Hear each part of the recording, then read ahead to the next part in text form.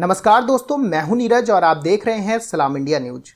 दुनिया के दो सबसे शक्तिशाली व प्रतिस्पर्धी देश रूस और अमेरिका दोनों देश हमेशा से ही वर्चस्व की लड़ाई लड़ते आ रहे हैं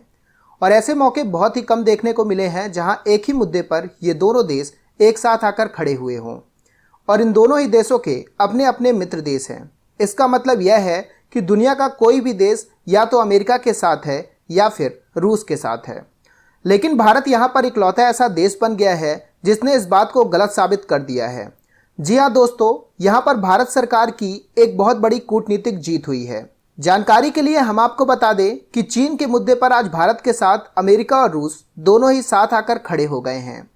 इतना ही नहीं, वैश्विक स्तर पर अगर किसी भी देश को अमेरिका का समर्थन मिला है तो उस देश का समर्थन रूस कभी नहीं करता है और इसी मुद्दे पर अमेरिका भी रूस के साथ यही करता है।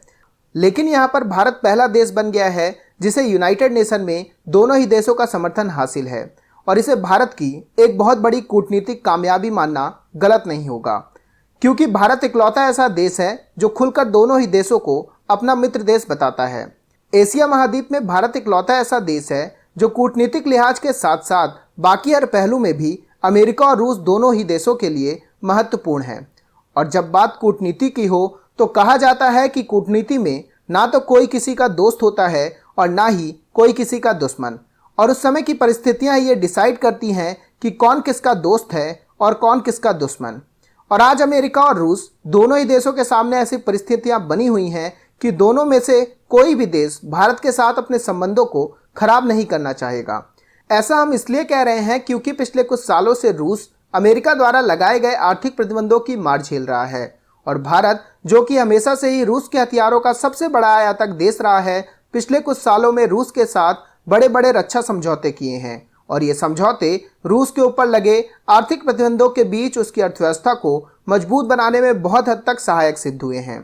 वहीं अमेरिका, जो साउथ चाइना सी में चीन की विस्तारवादी नीति के चलते परेशान है, और चीन जो अमेरिका को अपना एक प्रतिद्वंदी देश मानता है और खुद को एक सुपर पावर होने का दावा करता है, ऐसे में अमेरिका को चीन के साथ इन सभी परिस्थितियों से निपटने के लिए एशिया में भारत सबसे अच्छा मित्र देश साबित हो सकता है। यही कारण है कि अमेरिका और रूस इन दोनों ही देशों के अपने अपने कूटनीतिक और राजनीतिक कारण हैं, जिस वजह से ये दोनों ही देश अपनी आपस की दुश्मनी को भुलाकर आज भारत के साथ एकजुट होकर खड़े हुए हैं।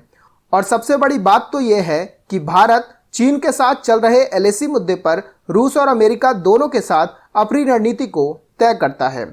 फॉरेन पॉलिसी ने अपनी एक रिपोर्ट में कहा है कि भारत की बढ़ती छवि का अंदाजा इस बात से लगाया जा सकता है कि दुनिया के दो बड़े दुश्मन देश अमेरिका और रूस भारत को अपना सबसे करीबी देश मानते हैं और भारत भी दुनिया के सभी बड़े मंचों पर दोनों ही देशों के साथ अपने मजबूत संबंधों को खुलकर ऐलान करता है और ऐसा करने वाला भारत दुनिया का एकमात्र देश है। फॉरेन पॉलिसी का ये भी कहना है कि देखते ही देखते भारत वैश्विक राजनीति का एक मुख्य केंद्र बन गया है और भारत नरम और गरम दोनों ही प्रकार की राजनीति करके दोनों देशों के साथ अपने संबंधों को बैलेंस करने में कामयाब रहा है।